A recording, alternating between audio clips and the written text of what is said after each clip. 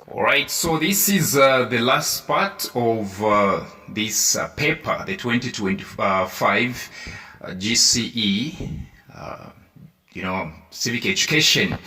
So the fifth question reads 5A, what is the Interstate Succession Act?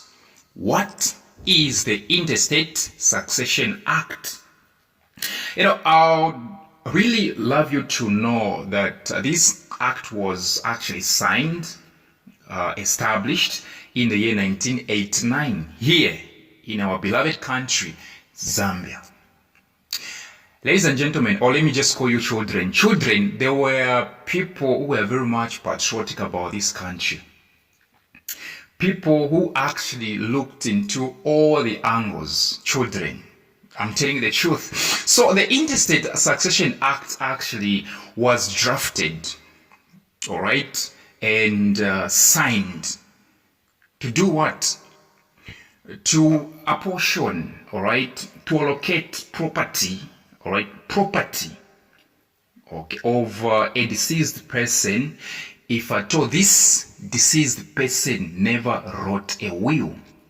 He or she never left a will. So that there are no problems, there are no issues with regards to allocation of a property. All right? Yes, that's what I'm saying. There were people who were thinking in this country. Okay, instead of having issues, all right, instead of having issues with regards to, who gets this, who is going with this, okay, what exactly are the children going to get?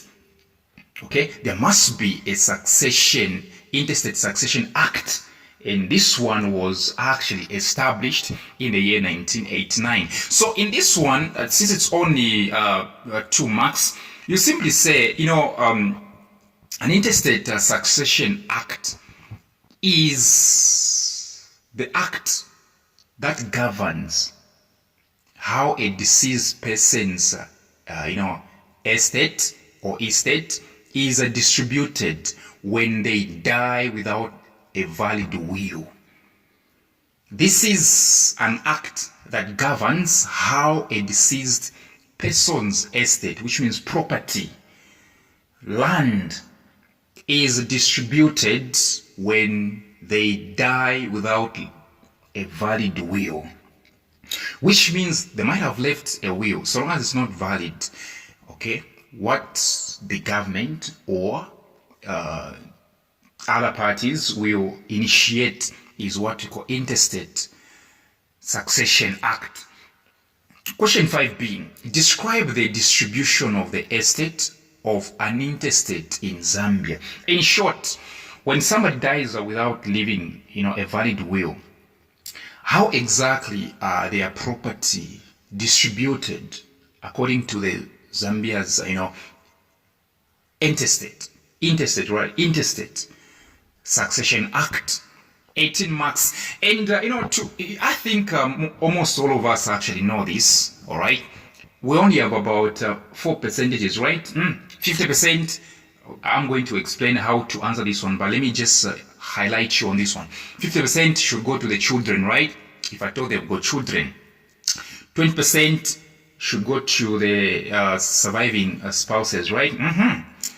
20% should go to the parents, right? 10% to the dependents. So this is how you do it.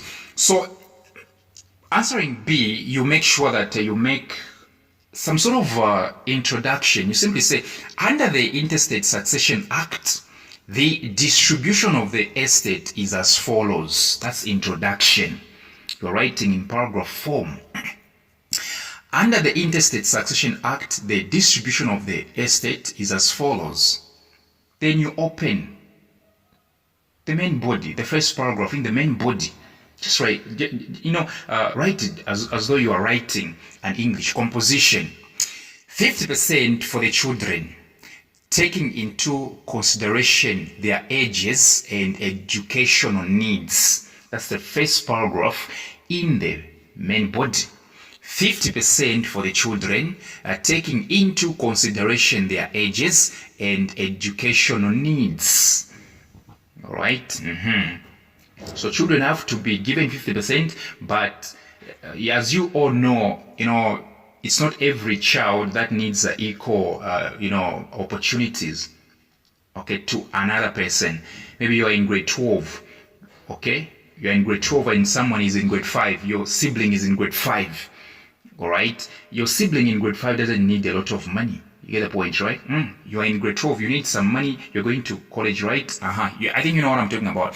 Children include those born within the marriages, as well as those born out of wedlock. We call them bastards, right? Those that are born out of wedlock are called bastards. In a situation where there are no children, this percentage, all right, goes to the parents. Imagine you die, your parents are surviving, and you don't have children, and you have money, okay? 50% will go to your parents. You get the point, right? To your parents. And remember, parents also have another 20%. So they will get 70%. You know what I'm talking about. So in the next paragraph, you say, in addition, 20% goes to the surviving spouse, such as widow or widower. 20% goes to the surviving spouse, such as widow or widower. All right, widow, female, right? Widower, male. This means that in case of a polygamous marriage, the percentage shall be distributed among all surviving spouses. However, the distribution is done according to the duration of the marriages and the spouse's contribution to the deceased property. All right. So in case it is happening in a polygamous marriage whereby this man married five women, okay, this 20% will be allocated to all 5 women, but it's not like each one of them is going to get equal amount. No. Okay, you get, okay, let me say what you get is determined by the duration that you've stayed in the marriage and your contribution. How exactly were you helping your deceased spouse? If there is no spouse, the 20% shall be given to who? Children, not to the parents, children. In this case, to children. All right? And then you say, furthermore, that's another paragraph. Furthermore, 20% is allocated to the deceased is for parents. Okay? The 20% is allocated to the parents. In a case where there are no parents, the 20% portion shall be distributed among the spouse, children, and dependents. Are we together? So 20% goes to the parents. Now, in case this woman has got no parents, they are all dead. Let me say they are both dead. The parents at 20% will be given to be shared among the dependents, children, and the spouse. And then you say, lastly, that's the last paragraph, right? Lastly, the 10% is for the dependents, if any, which means if at all this person has left people that were depending on him or on her. It is important to note that the brothers, sisters, and any relatives of the deceased are not part of the beneficiaries. Yes. Okay? You have a brother, you have a sister, you have a cousin. So long as this person was not depending on you, they are not part and parcel of your property. All right. However, they can only benefit if there are no children, parents, and dependents. Yes, your brothers, your sisters, your cousins, all right, can only benefit from this 10% if at all, okay, if at all this man has left no children, no dependents, no spouse. That's when you apportion this 10%. So in this case, the relatives get half and the surviving spouse the other half of the estate. Which means if this woman has died without children, without dependents, all right, without parents, what happens? The 100% is shared equally, okay? 50% to the spouse, surviving spouse, 50% to the relatives, such as cousins, I know, yeah, let's just call them siblings. So what exactly do you do?